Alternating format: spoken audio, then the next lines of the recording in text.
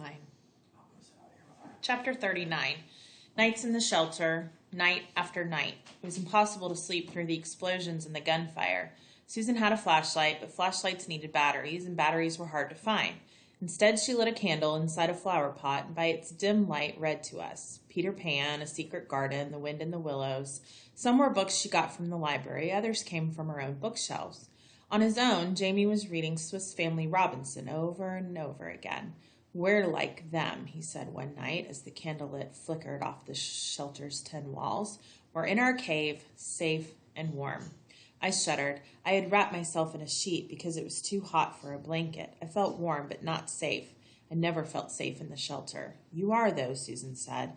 "You feel safer in your bedroom, but you're actually much safer in the shelter."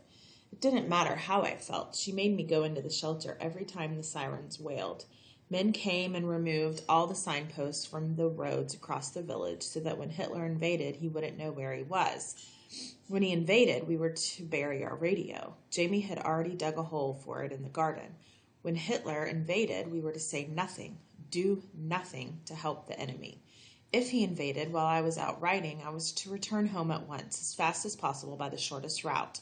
I'd know it was an invasion, not an air raid, because all the church bells would ring. "What if the Germans take butter?" I asked Susan. "They won't," she said, but I was sure she was lying. "Bloody Huns," Fred muttered. "Bloody Huns," Fred muttered when I went to help with chores. "They come here, I'll stab them with a pitchfork. I will." Fred was not happy. The riding horses, the Thorntons' fine hunters, were all out to grass. And the grass was good, but the hayfields had been turned over to wheat, and Fred didn't know how he'd feed the horses through the winter. Plus the land girls staying in the loft annoyed him. "Work 12 hours a day, then go out dancing," he said. "Bunch of lightfoots." In my day, girls didn't act like that. I thought the land girls seemed friendly, but I knew better than to say that to Fred. You could get used to anything. After a few weeks, I didn't panic when I went into the shelter. I quit worrying about the invasion. I put Jamie up behind me on Butter, and we searched the fields for shrapnel or bullets or bombs. Once we came across an airplane shot down in the hops field. Soldiers had already surrounded it by the time we got there and were keeping civilians away. "A Messerschmitt," Jamie said, eyes gleaming. "Wonder where the pilot went." The pilot had bailed out, and the plane's canopy was open. "Caught him," one of the soldiers said, overhearing. "Prisoner of war. No troubles."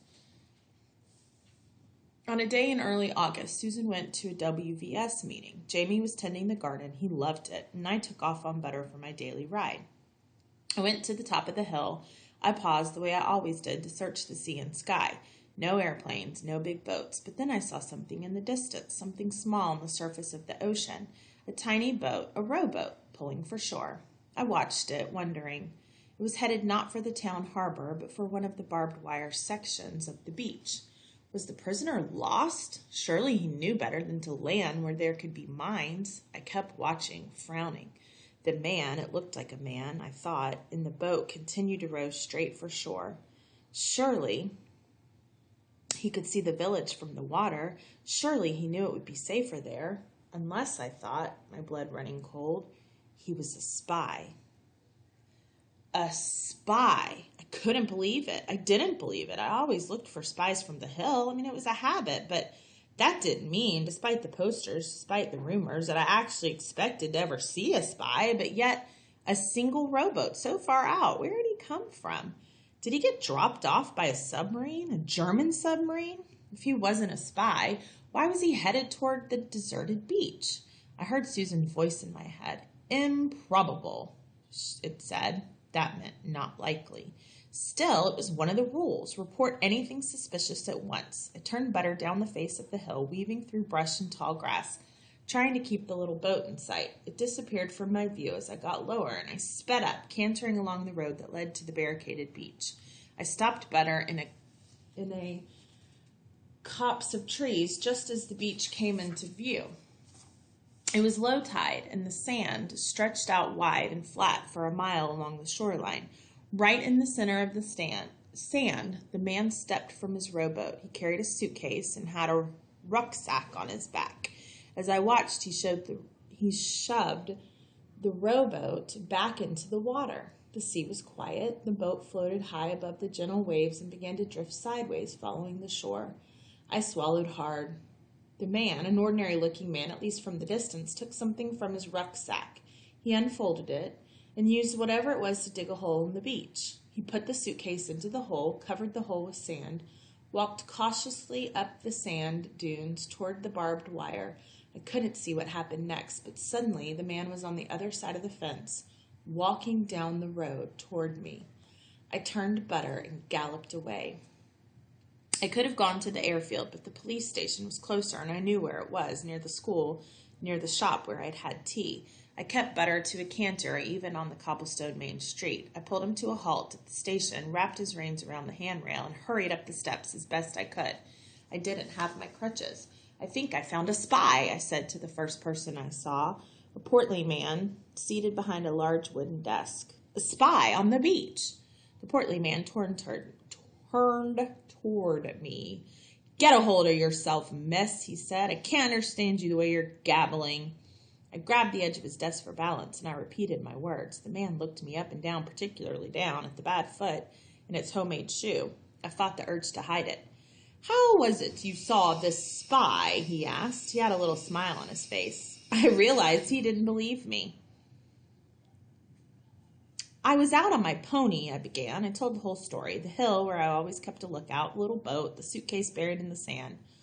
"On your pony," the man said, nodding, his smile widening into a smirk. "Watch a lot of newsreels, do ya? Listen to the scary stories on the radio?" He thought I was lying, or at best exaggerating, and now he was staring at my bad foot again. I felt a wave of heat climb up my neck. I thought of what Susan would do. I drew myself up taller, and I glared at that man, and I said, "My bad foot's a long way from my brain."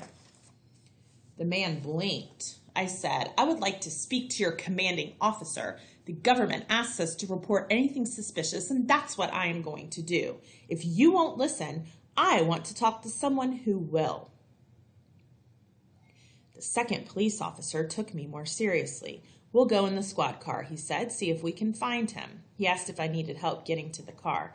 "No, thank you," I said. I walked as straight as I could manage, even though it hurt like crazy. The officer put me in the front seat beside him, and together we started down the road. We'd hardly gotten out of town when we came across the man I'd seen walking down the road with perfect ease. I pointed him out to the officer. "You're sure?" the officer asked. For a moment I wasn't. I hadn't really gotten a close look at the man's face, but he felt like the right person. I nodded. The officer stopped his car and got out. "Papers, please," he said. "Really?" said the man in perfect English with the Lady Thornton used. "Why ever for?" "Routine," the officer said. The man raised his eyebrows as if it were all a joke, but reached inside his pocket readily enough. He pulled his identity card out of a battered leather wallet. "I'm just on a bit of a walking holiday," he said, indicating the rucksack on his back. "My ration card's in there, if you'd like me to fish it out." He could not sound more English. He could not look more English, and yet... "Sir," I said to the officer. He came over to the window on the passenger side and leaned in. "I'm sorry, miss," he said, shaking his head, "but I think you've..." And I said, "His trouser cuffs are wet, and they're full of sand." No one went on the beaches anymore. No one, ever. It wasn't allowed. The officer's smile disappeared. For a moment I thought he was angry with me, but I was wrong. The next thing I knew, the man from the beach was handcuffed and bundled into the back of the car. He protested vehemently in his perfect English voice. Back at the station, patient Butter still stood tied to the porch rail. The officer told me to go on home. "We'll handle it from here, miss." I wanted to tell Susan, but I wasn't sure how. I put it off so that I could think about it more. We were halfway through dinner that evening when the police knocked on the door. It was my second officer and another. "We need to speak with your daughter, ma'am." I got up quickly. Susan looked stunned. Jamie looked delighted. "We need you to help us locate the buried parcel," my officer said. So I went again in a squad car, this time all the way to the beach. I showed him where I'd stood with Butter watching, and I tried to show him where I thought the man had landed with his boat. The tide was high now, and everything looked different. We'll have to get the army to dig it up anyhow, the other officer said. For all we know, the beach is mined. He drove along the edge of the barbed wire fence. We got out near where I thought the man had gone through and walked up and down the road until we found a footprint. The officer marked it with a piece of cloth tied to the fence and then took me home. I paused before I got out of the car. Will you let me know what happens to the man? The officers shook their heads. It'll be a secret, miss. Well, will you let me know if he really is a spy? They looked at each other and nodded. But you're to stay quiet about it, one said. I nodded. Loose lips sink ships, I said. I went in to make my explanation to Susan. She was waiting for me on the purple sofa. She listened to the whole story. Then she put her hands on either side of my face. She smiled at me and said, Oh, Ada, I am so proud. The very next afternoon, someone knocked on our door again. It was a police officer, not the one who had helped me, but the fat one who'd sat at his desk and thought I was making things up.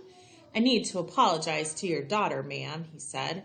When he saw me, he swept off his hat and bowed. I should have believed you, he said. I'm sorry. A grateful nation thanks you for your service. With great ceremony, he handed me an onion. Chapter 40. The army had found the suitcase buried in the sand. It contained a radio transmitter, the sort spies used to send coded messages across the channel. The perfect Englishman really had been a spy. I became a hero. The RAF men at the airfield brought me chocolate. The WVS women pulled together a tablespoon of sugar each and gave me a whole bag.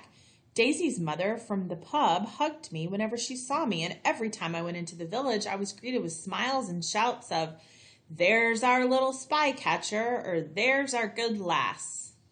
It was as if I'd been born in the village, as if I'd been born with 2 strong feet, as if I really was someone important, someone loved. Jamie made me repeat the story over and over again. Tell me, he begged, tell me your hero story. Maggie wrote from her school, Oh, I wish I'd been with you. I might have been, if I'd been home. Oh, I wish you had been, I wrote back. You wouldn't mind sharing the honor, she replied. I wouldn't have minded at all. It would have been easier. Hero wasn't a word I was used to hearing. The admiration was interesting, but the attention made me feel unsettled. Say it again, Jamie said, giggling. Tell me what you told the first officer. He looked at my bad foot. I said, my foot's a long way from my brain. And you were right, Jamie said. Yes, Susan said. She was. Of course, the part that was frightening was that there had been an actual spy, a real spy, sent to make the invasion easier. When the air raid sirens started up again, it was hard to not be very afraid. But you caught him, Jamie said. I caught one spy, I said. One. The sirens had started earlier than usual that evening while we were still eating. We'd carried our plates to the shelter with us. And now he's dead, Jamie said, chewing with his mouth open. We took him out to a field, lined him up, and pow! He mimed, firing a gun. I flinched. Probably not, Susan said. I asked. Jamie narrowed his eyes. What'd we do then? Nobody will say for sure. I picked through the boiled potatoes on my plate. Susan had left the peels on because peeling potatoes wasted food, and we weren't allowed to waste food in wartime. I didn't like the peels. England had a lot of potatoes. We were supposed to eat them every day. Probably turned him, Susan said. Made him a double agent. That means the government would force him to send false messages back to Germany with the transmitter of his. They'd make him tell lies, I said. Yeah, said Susan. Jamie scowled. I wouldn't do that. If the Germans caught me, I would, I said. If he doesn't lie, they'll shoot him. I'd lie if I had to. Now, sometimes the German planes attacked in daylight. If they were far away, Jamie and I stood in the field and watched them, shielding our eyes against the sun. The planes looked like swarms of insects, buzzing in circles in the sky until one plummeted, leaving a trail of smoke. From such a distance, I couldn't tell the English planes from the German ones, but Jamie could. One of ours, he'd say, or one of theirs. Sometimes we could see the puff of a parachute opening as a pilot bailed out. I always hoped for that puff, even when the plane was German. Two of the pilots had come for Christmas dinner. Two of the pilots who had come for Christmas dinner had died. When Jamie found out, he cried himself to sleep. I thought of their faces, how they'd laughed and played with Jamie. Unlike Jamie, I hadn't remembered their names. I'd been too upset the day about my green dress. I understood why I'd been upset on Christmas. I'd felt overwhelmed. I really couldn't help myself. But now, thinking back, it seemed a little silly to be unhappy about a dress when the pilots were dead. If I had to do it over, I would at least have learned their names. England lost planes every day. Germans lost more.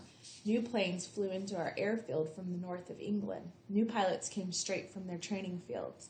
They went up every day, and not all of them came back. We had to win this battle, Susan said, or we would lose the war. On the radio, Prime Minister Churchill said, "Never in the field of human conflict was so much owed by so many to so few." It meant the pilots were saving us all. It meant they were the only thing keeping the Germans away. September came. I quit attracting so much attention in the village. A week ago, British planes had attacked Berlin. The first time we'd taken the war onto German soil. Fred cackled in delight. "Show 'em now!" A small piece of a damaged German plane had come down on the edge of one of Thornton's wheat fields. Fred gave it to me to take to Jamie. "How do you know it's German?" I asked, turning the scrap of metal over in my hands. "I saw the booger," Fred said. "He was heading back over the channel, trailing parts of his airplane as he went." It was bad training to let Butter run when he was close to home, but that day I did it. I felt so happy. The sun was warm. I couldn't see planes or hear sirens, and Jamie would be so pleased to have the chunk of German plane. Butter galloped happily, his ears pricked. I'd been practicing my jumping all summer, and even though Fred hadn't given me permission yet, I knew we were ready. Instead of slowing Butter for the pasture gate, I turned him toward the stone wall, and I urged him forward. He flew it. We jumped the wall at last. Across the field, I could see Susan standing in the back garden with Jamie, and an adult I didn't know. I kicked Butter on, flying down the field.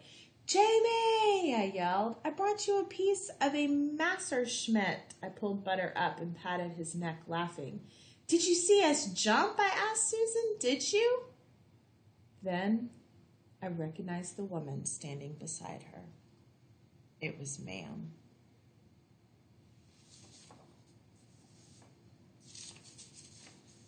Till tomorrow.